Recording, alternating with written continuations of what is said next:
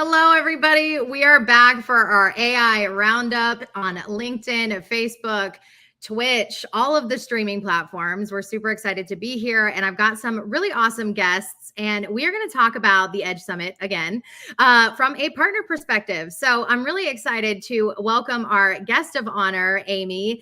She works at Ansira, and I'm going to have her introduce herself, and then we'll go around the table and introduce everybody that is here on the live stream with us. And this is just a reminder, if you have any questions, put them in the chat, but we're going to go live here, talk about our favorite parts of the Edge Summit, recap a little bit from their perspective. So Amy, you want to kick us off? Hello, everybody. I am Amy Ochoa. Like Elena said, I'm from Ansira. We are a full service marketing company, and we partner with Bloomreach to help implement their tool and help our clients get the most out of the tool. So I'm really excited to be here. Yeah, thanks for being here. And I'm Cassie Krieger. I'm a channel partner manager here at Bloomreach, and one of my most strategic partners is Ansira. So very excited to be here and just give a little perspective. And I'm Carol Harris. I'm on the partner marketing team here at Bloomreach. I help to facilitate and work with our ISV and technology and strategic partnerships from a marketing perspective. And I'm so excited to be here and chat with you guys. I love that we were able to get you guys on just because Carol and Cassie, you guys work really hard with the partner ecosystem and our network. And having great partners is seriously so crucial when it comes to being in the technology industry. And Amy, like you said, you kind of help our customers and your customers get the most out of these different tools and how to be strategic. So I love that we have you all on here because I think your perspective from the Edge Summit will be really enlightening. And for the folks who tuned in online, we had over 15,000 people watch the live stream, which I'm still like mind blown over. But the amount of people who were there, we had about 200 people in person, and you were amongst the group that were there. So I wanted to hear from you guys. What was y'all's favorite part about the summit itself? I know you've been to a lot of conferences, so kind of want to hear from you guys. What did you love about the Edge Summit, and what did you take away? I mean, for me, one, I didn't feel like it was your typical conference. And it was in the beautiful, Napa area of California, which, can't go wrong there, right? But the topic of Gen AI and how fundamental, life-changing it's going to be for everybody. I think just watching all of the participants open their eyes and start to churn the wheels of what's possible was amazing to see. I saw light bulbs popping up over everybody's heads all over the place. Imagine if we had virtual light bulbs that were just over everyone's head. I felt like I saw that too. So Yeah. Everybody's wheels were all at the same time. So I love that. What about you guys, Carol and Cassie? Yeah, I think it's very similar to what Amy just said. Rarely do you have the opportunity to participate in something so monumental, so timely, with that amount of people and experts in the same area. So it was just a unique experience that I think it's hard to recreate and host something like that. A different attendee that she said something that really stuck with me, where she said, I was thinking about just joining virtually and not attending in person, but it is very unique, and you got to it was an invaluable experience and attending in person. So that was just great to hear. Yeah. And I think kind of jumping off of that is, unlike a typical conference where you have tons of people and, you can't always share your opinion, it was kind of intimate where you could have a say, you could have your voice heard, and you could hear the views of everyone that was there and really create, these relationships and feel like your voice made an impact when you were out there as well. And on the other side, get some of your questions answered that you may not want to ask in a group so big. So I know that was very impactful as well. And like Carol and Amy said, it's just kind of monumental and very timely, and was an incredible venue to kind of cap off the experience.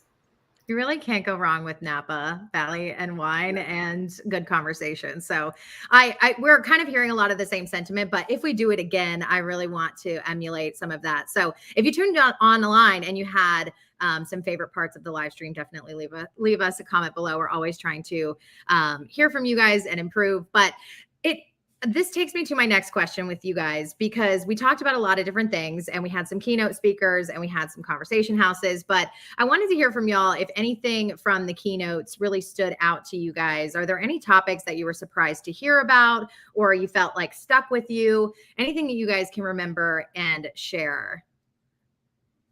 The one that stuck with me the most was actually from your founder, Raj Sanada. And he talked about the role that we're going to play and how that's going to change in the future with Gen AI. And he talked about if it's, for instance, if it's a ball game, we no longer have to be the players on the field because the technology can now do that for us, right? So now we more have to become like the coaches, right? So that's one of the roles we're going to have to play in the future. So we talked about being a coach. He talked about being a creator, so using the tech to just create something brand new, and that's so exciting. But then also, the need for still to have caregivers and teachers, right? And that really stuck with me because from the Ansira's perspective, our focus really is to make sure that we're preserving humanity when we're using this technology. We're really leaning into empathy. So if you think about being a coach and also being a caregiver and kind of putting those two together, that really helped like set the stage for what I talked about later in the conversation houses. I love that you said it kind of stuck with you, because you guys lead a lot of your efforts around empathy and trying to make sure that you're marketing to your customers better, you're working with them better. So I love that you said that, and hopefully we can get into what you guys talked about in the conversation houses in a little bit. But what about you, Carol? Anything that stood out to you? Yeah, I think, well, I had the pleasure of, working alongside Amy throughout the conversation houses. So there's along empathy and AI really stuck out to me. But I think just echoing what Amy said, being at the forefront of this really timely conversation, it's really impactful hearing all of these leaders and different people come together and talk about how now is the time for us to make the moves in order to increase efficiencies within our team, as well as stay on the forefront of this big beast that is AI. I attended an event immediately after Edge, and it was a partner event, and it was rare that someone walked up to the booth or had a conversation that didn't incorporate AI. So I think it's just understanding that this is where we're at now and how can we move forward in an efficient and effective way. Totally. Yeah, and I think for me the biggest takeaway from kind of the main stage was, all this, everyone is so excited about Gen AI and where it's going, but also this need to have security and really educate yourself. So a lot of people are, don't want to use it because they don't understand it, but really we need to start using it so we can better understand it and create the guidelines and barriers that we need to not only keep, our future generation safe, but to ensure our brand continues to offer the best customer experience, right? If we're not training it, Raj used an example. He said, if I'm, looking for granola bars and my son has a peanut allergy and the AI recommends him something with peanuts in it, like that's a dangerous experience, not only a bad experience. So I think for me, what stood out was if there's any trepidation about using the tool, just get in there day to day and start using it so you can equip yourself with the knowledge to kind of use it, because it's not if we're going to use it, it's just when are we really going to dive into it. So do you guys think, and this is just like chatting it up, but do you guys think technology providers and vendors have that responsibility to kind of help educate people who are using the products?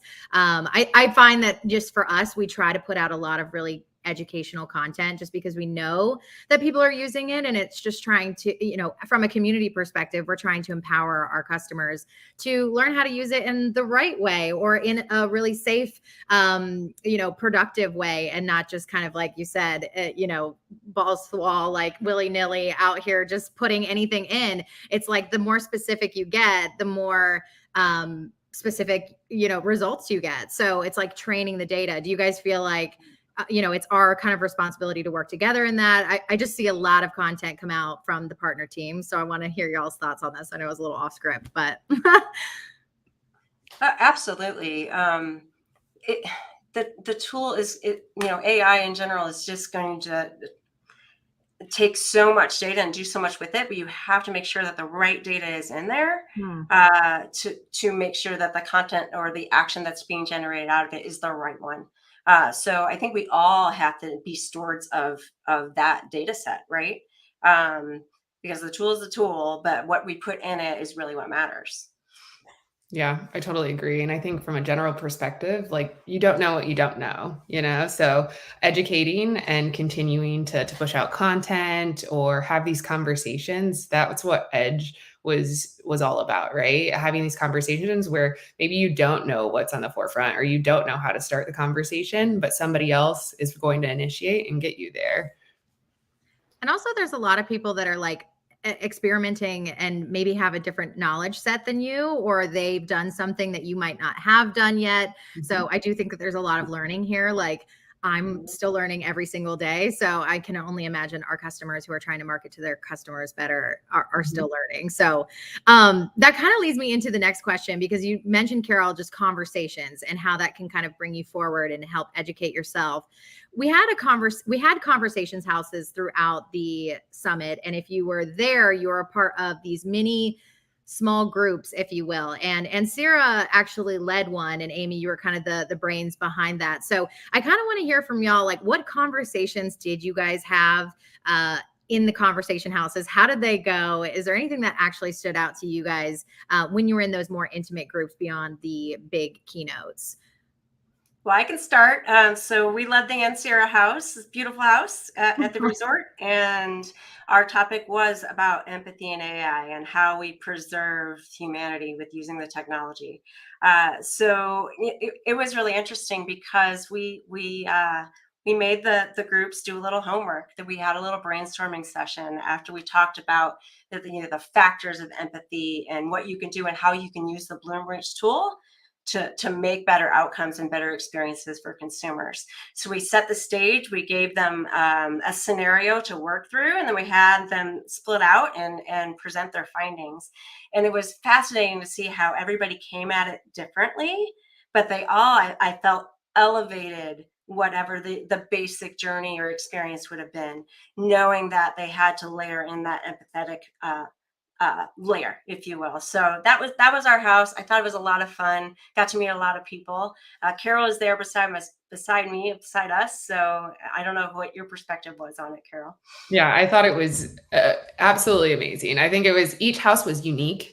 Each person and each group had a different perspective to bring, like Amy said, and it also brought out the creativity. It was she says homework, but I think it was just constructive conversation, and I thought it was quite engaging.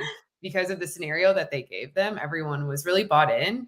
It made you bring out that empathy and humanity. It made you kind of expand your thinking and really talk about, okay, well, from my personal perspective, this is how I would take it. But from an AI and technology standpoint, this is how I would want the experience to go. So understanding that balance of implementing these technologies and solutions that will help better that experience and take us one step further, but then also dialing it to a point where it's not overstepping that boundary. Mm-hmm. So I thought the conversations went well, and we were able to see each person's brain kind of working and manipulating it in a different way. And the feedback I got was that it was actually practical and something you could do today, which was great to hear, because, future is now, right? And Absolutely. The faster we can get moving, the better. Yeah, and speaking of the future, our conversation house that I was a part of was actually the Bloomreach house, and we spoke about what your merchandisers and marketers, what their role is going to look like when you start to implement this AI. And so there was a lot of like mixed thoughts and different thought tracks. So some thought that, their teams were going to work more and overtime because they can get so much more done and they can focus on other strategic initiatives. Whereas other teams felt, hey, my team is going to be so much more efficient. They're going to have a better work-life balance. So there was two different kind of dichotomies of thought. And one interesting thing was that most of the time it was marketing that was least willing to kind of adopt that AI because of fear of not having the brand voice, and also fear of like losing their job. So to Amy's point earlier on, the roles aren't necessarily going to be lost. They're just going to be changed. So how can we start to change those and reassure people like these are the new skill sets that you need coming into the new, the new age of AI. Mm-hmm. Actually, Allie Miller, who's one of the keynotes, she used the term AI-powered humans, which basically she said AI will give us more time to dream. And as a strategist, I love that, right? Because we really can dig in now that the tools are going to do the heavy lifting for us. We can dig in and really elevate all the experiences. I think that's super empowering too, because as we're all in the weeds in our day to day, it's kind of like, can we zoom out a little bit and be the strategists and be the editors and kind of let that technology do the hard work? I think that's the biggest thing that I've taken away from any AI tool. It's kind of like, and Allie was talking about like how she uses ChatGPT to help her, buy gifts and like come up with gift ideas. And I was in an AI workshop last night actually, and we were talking about like, we literally just were practicing with prompts, and one girl put in like, I'm moving across the country, like give me steps that I need to make the move. And Cassie, I know you just moved to Charlotte, which is a big win. So and honestly, you can use it for a budget, you can use it for planning purposes. So I just think it's nice when you can like think strategically and outsource the stuff that takes a lot of thought and a lot of manual work, and have that be done for you. So that way you can like readjust your day and your time to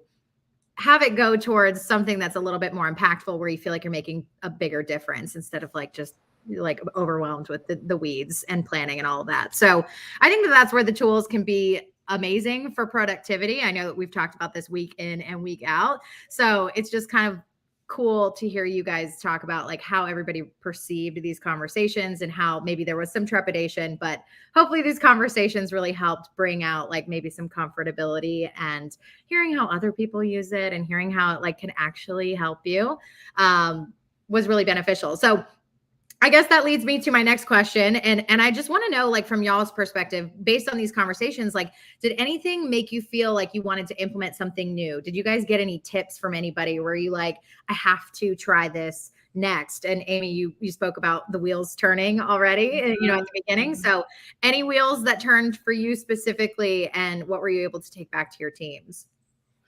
Well, from the partner perspective, having the conversations with all the clients and customers that were at the conference, it really solidified that, people want to do it, but they may need a little help. And so we are really doubling down. We're going to offer a strategic consulting package around empathy and AI. So we're busy getting that off the ground. So super excited about that. And if you want to learn more, we're actually going to have a webinar next Wednesday, 27th. It's at noon to 1 Central. And I believe one of these ladies will post a link if you're interested in learning more.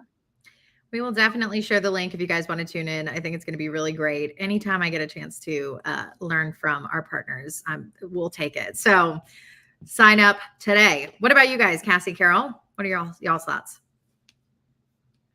So I think for me, just getting in the tool every day, making it a normal practice can help me get familiar with it. And honestly, I do on my partner calls, I talk to my partners about it because they educate me sometimes on, I'll bring, a prompt that I used and it didn't give me what I wanted.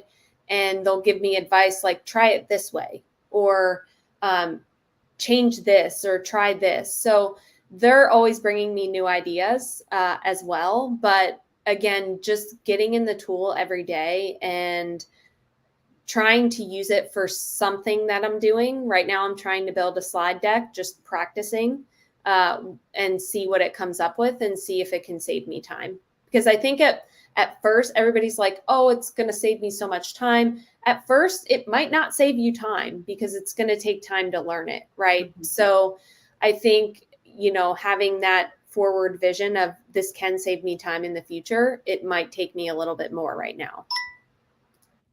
Soak it all in. Yeah, I think similar to what Cassie was saying, one of the participants in the conversation houses that Amy was hosting, he said, he used it for something so minute. It was just him sending an email that he had been like lagging, dragging his feet on because he had meetings and was going back to back, and he just needed to make an introduction. And so he utilized an AI platform to just put this email together, and then he went through, read through it, and sent it off. So I think time savings and efficiency is huge, especially for all of us. As we continue to balance, the remote work and sitting behind these desks all day. And then different facets to that is understanding our partners, like Cassie was saying, as well as Amy, is learning from them, learning how we can highlight this huge monumental efficiency, as well as these innovative technologies together. And then just understanding how we can amplify that. So as a marketer, I'm looking at how are we messaging this? How can we push it out further? Are there any channels that we're missing? And so us being, Bloomreach and the solutions that we have, we already do have these AI solutions that are implemented within our products. So understanding that and knowing that this is our time and the moment to highlight that. And then how can we integrate our partners into this message together just to amplify it further? Totally. I feel like we learned so much from our partner ecosystem, and we really take our partnership seriously. We have strategic folks like you all ladies in place for that reason, to find the right partners who echo all of our sentiments, who help us get that word out, who help us educate our customers. So I love that we were able to talk about it from the partner specific perspective, and you all were so amazing. So thank you guys so much for being a part of this live stream.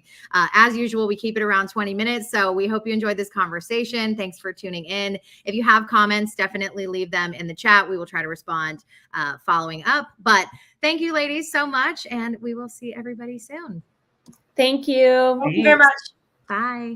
Bye.